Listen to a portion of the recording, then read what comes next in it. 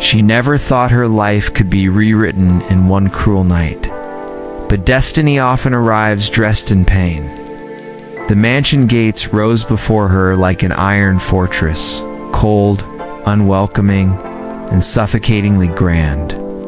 The car's headlights cut through the fog, revealing marble pillars and a line of servants waiting silently at the entrance. She stepped out, her trembling hands clutching the edge of her shawl. Everything about this place screamed wealth and danger. She had no desire to belong here, yet she had no choice left. He stood at the top of the stairs, tall, composed, and heartless. His black suit looked sharper than his words ever could, and his gaze pierced straight through her like a verdict already decided. "You're late," he said, his tone colder than the wind. She lifted her chin, refusing to bow. "You gave me no reason to come early." His lips curved, not in amusement, but mockery. "I gave you a reason to survive." Her breath caught. Survival, that's all this was. Her father's company was gone. Her home was slipping away. Every dream she once had been traded for a lifeline, and he was that lifeline. He took a step closer, his voice low but commanding. "You will marry me." She froze. "You can't just decide that." "I already have," he replied. "Your family's dead as mine now. So are you." The words hit her like ice. Her throat burned as she tried to hold back the tears. But he turned away before she could answer, as if her pain meant nothing.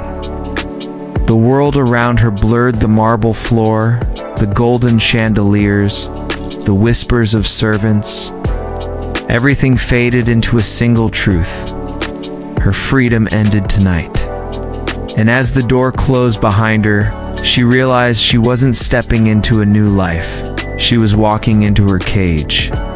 She thought hate would protect her heart, but hatred has a strange way of turning into something she could never control. The morning after their wedding felt nothing like a beginning. It was a quiet prison wrapped in silk. The grand mansion buzzed with whispers, servants bowing, footsteps echoing down endless marble halls. Yet to her, it all felt hollow. She sat at the breakfast table, the untouched food growing cold in front of her. He sat across, reading the newspaper, as though last night hadn't changed both their lives forever. "Eat," he said simply, not looking up. "I'm not hungry." He lowered the paper slowly, his dark eyes meeting hers. "Then get used to hunger. It comes with pride." She wanted to throw something, to shatter that calm arrogance that seemed to follow him everywhere. But instead, she rose quietly, every movement controlled, because if he wanted a war, she'd fight it her way. Later that day, she found herself wandering through the mansion. Every room looked like a museum, beautiful but lifeless. Then she saw it. A locked door at the end of the corridor. Curiosity tugged at her. When she turned the handle, it didn't move. But from inside, faint music drifted out. A piano, soft and haunting. That melody, it sounded like pain. She pressed her ear to the door, her heartbeat sinking with the sorrow in those notes. For a moment, she forgot everything. The anger, the fear, the deal. All she felt was the loneliness behind that music. And when she stepped back, she whispered to herself, "He's not heartless, he's broken." She didn't know it yet. But that realization was the first crack in her hatred and the beginning of something far more dangerous. Sometimes love dose and tea begin with kindness. It begins with two broken souls, learning how to breathe in the same silence. Days passed like blurred reflections, quiet, tense, and filled with unspoken words. She spent her mornings pretending not to notice him, and he spent his nights pretending she didn't exist. But the silence between them wasn't empty. It was loud. Every glance felt like a question that neither dared to ask. One evening, she found herself drawn again to the locked room, the one where the piano lived. This time the door was slightly open. Inside, he sat at the piano, his fingers gliding over the keys with painful grace. The melody was soft, almost like a confession only the music could hear. For the first time, she saw him differently. Not as a cruel billionaire, but as a man trapped by his own ghosts. When he looked up, their eyes met. She froze, half tempted to run.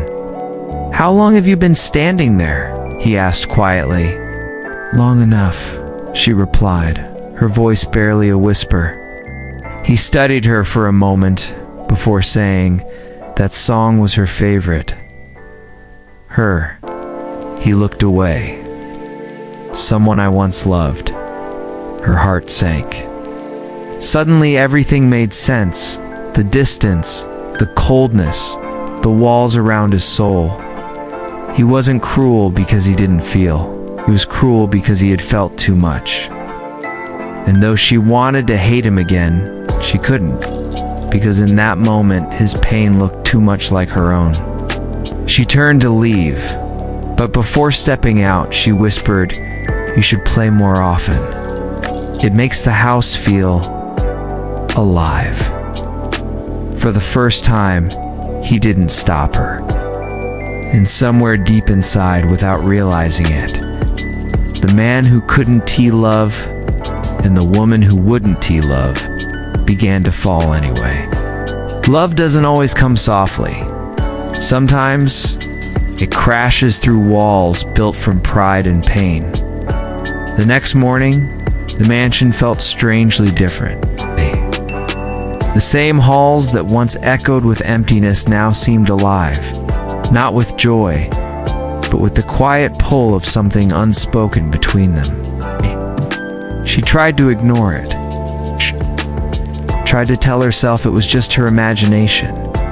But every time she passed him in the corridor, every time his gaze lingered a little too long, her pulse betrayed her. It changed too, subtly but unmistakably. He no longer barked orders, asked softly, almost awkwardly, as if learning to speak a new language made of kindness. One night, rain poured heavily outside. Thunder roared across the sky as she stood by her window, lost in thoughts of the life she once had and the strange one she was now trapped in. A knock on her door startled her. She hesitated, then opened it to find him standing there, holding a cup of tea. "You shouldn't be up so late," he said quietly. "I couldn't sleep," she admitted. "The storm." He looked past her, into the dark room, then stepped inside without a word. He placed the tea on the table, his eyes catching the faint shimmer of her tears in the dim light. "I didn't mean for your life to turn out this way," he said suddenly, his voice lower, rougher than usual. She turned to him, confused. "Then why did you do it?" He sighed, running a hand through his hair. "Because sometimes power feels like the only way to stop pain, even when it only creates more." Her heart ached at his words. For the first time, she saw not the man who had trapped her, but the boy inside him who had once been broken by the world. And when lightning flashed through the window, illuminating his face, she realized something she never wanted to admit: she no longer hated him. The storm outside raged, but inside, something far more dangerous was brewing. The beginning of a love neither of them had planned nor wanted. Sometimes the heart betrays us long before we even know it's changing sides. Days turned into weeks, and the air between them grew heavier, not with anger, but with the weight of something fragile and forbidden. She told herself she was just trying to survive, but survival no longer felt like enough. Every small kindness from him began to undo her. The way he waited for her at breakfast. The way his tone softened when he said her name. He was still guarded, still distant, yet every word he spoke now carried an undercurrent of longing.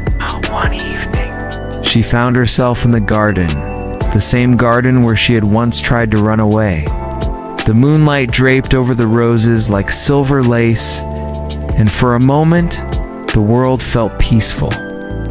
She didn't hear him approach until he spoke. "Shouldn't be out here alone," he said softly. She turned, her breath catching as their eyes met under the pale glow. "You shouldn't care," she whispered. He stepped closer, his gaze steady, but filled with something she couldn't name. "That's the problem," he murmured. "I do." The words hung between them like a secret neither could take back. Her heart raced. She wanted to move, to speak, but every nerve in her body froze. He looked away, breaking the moment. "You should go inside," he said, his voice tight. "It's getting cold," but she didn't move.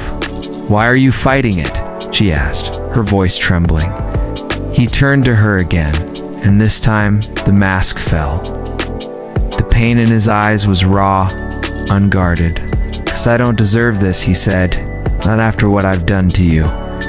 The silence that followed was unbearable, and then, without planning it, without thinking, she reached out and touched his hand. Just once. It's just enough to feel the warmth of the man behind the walls. It was the smallest touch, yet it felt like the whole world stopped breathing. In that moment, everything changed. Neither spoke, but both knew they had crossed a line they could never return from. When love begins in the shadows, it burns brighter and more dangerously than anything born in light. The days after that night felt different. The mansion, once a prison, now held something sacred. A quiet, trembling awareness neither could ignore. Every glance, every word carried meaning. Every silence felt like a confession waiting to escape. He avoided her at first. Meetings replaced conversations. Doors that were once open now stayed closed. Yet even distance couldn't hide the truth anymore. She tried to focus on anything else. The garden, her books, the piano, but her heart kept betraying her. She remembered his hand, the warmth that had lingered like a ghost she couldn't shake. One afternoon, the tension broke. She entered his office to ask about a small matter, something unimportant, but the moment she saw him, all words disappeared. He looked exhausted, his usual composure cracked by something deeper. "You've been avoiding me," she said quietly. He looked up, startled. "I thought that's what you wanted." "I didn't say that." He stood, his eyes searching hers. "Then what do you want?" The question hit harder than she expected. What did she want? Freedom, revenge, or the impossible, the heart of the man who had taken everything from her? She took a shaky breath. "I want the truth," she said. "Why me? Why force me into this?" He hesitated, then walked toward her slowly, each step heavy with years of secrets. "Because," he said finally, "you reminded me of her." Her. He nodded, his voice breaking. "The woman I destroyed, without meaning to." He looked at me the same way she once did, like I was still human. Her chest tightened. The truth wasn't what she'd expected, but it tore something open inside her. For the first time, she didn't see him as the villain. She saw the broken man beneath the armor of power. Before she could speak, he whispered, "I'm sorry." It was the first apology she'd ever heard from him, soft, trembling, real. And though her mind screamed to walk away, her heart refused to move. Because sometimes love doesn't ask for permission. simply finds the two most wounded hearts and binds them together. Love born from pain carries both the power to heal and the power to destroy. After that confession, nothing felt the same. The air between them was heavy with things unsaid, fragile as glass. She tried to forget his words, to remind herself that this man had once stolen her freedom. But every time she looked into his eyes, she saw the truth. He wasn't her captor anymore. He was the only one who could truly understand her pain. The mansion began to change with them. Laughter occasionally slipped into its silent halls. Dinner wasn't a punishment anymore. Sometimes they talked. Sometimes he even smiled. Those moments were fleeting, but real. One evening, she found herself back in the piano room, the one that once echoed only his grief. She sat before the keys, hesitant, unsure. Her fingers brushed the ivory softly, producing a note so fragile it almost vanished in the air. He appeared behind her quietly. "You play?" "Not really," she said, smiling faintly. "I just like the sound of it." He stepped closer, his presence warm against her back. "May I?" She moved aside, and as he sat down, their shoulders brushed, a fleeting touch that set her heart racing. He began to play, and the melody filled the room like a story neither of them dared to tell. It was beautiful, sad, hopeful. Without thinking, she placed her hand gently on top of his as he played. He froze, then turned to her slowly. Their eyes met, and in that fragile, breathless silence, something inevitable happened. He leaned in just enough for her to feel the warmth of his breath and whispered, "You've ruined my peace." She smiled softly, her voice trembling, "And you've ruined my walls." For a heartbeat, the world seemed to stop. Then his lips met hers, not in hunger, not in control, but in surrender. It was the kind of kiss that rewrites everything. When it ended, she didn't pull away. Neither did he. They just sat there, breathing the same air, realizing what they had become. Enemies by fate, lovers by accident, and now prisoners of a love that could destroy them both. Every love story has a price, and theirs was written in pain, redemption, and the courage to forgive. The night after their first kiss felt like a dream too fragile to touch. The mansion, once a cage, now felt like the only place where she truly existed. Yet deep down, both knew their love was born from something broken, and sooner or later, the truth would demand to be heard. Days passed in a blur of quiet tenderness. He stopped hiding behind power. She stopped pretending she didn't care. They shared moments that felt stolen from a world that never meant to give them peace. Morning tea in the garden, soft laughter over dinner, the quiet of the piano room at midnight. But happiness built on secrets can only last so long. One afternoon, as she sorted through old papers in the study, she found a sealed envelope with her name on it in his handwriting. Her heart pounded as she unfolded the letter. It wasn't written for her today. It was written before the marriage. In it, he confessed everything. How he had forced her into this union to protect his family name. How he had planned to ruin her father for something he didn't do. And how he'd realized too late that she was innocent. Tears blurred her vision as she finished reading. Every word tore through her heart, dragging the past she thought they'd buried back into light. When he returned that night, he saw the letter in her hands and froze. "You lied to me," she whispered, her voice trembling. "You took everything from me, and then you made me fall in love with you." He stepped closer, guilt carved deep into his face. "I know. And if I could undo it, I would. but you were the only good thing that came from my sins. Then why didn't you tell me? Because I was afraid, he said. Afraid that if you knew the truth, you'd walk away. And I'd lose the only person who ever saw me as more than my mistakes. For a long moment, silence hung between them, thick, raw, and real. Then she said softly, "You already lost me once. Don't make me believe it again." He took her hands, eyes glistening.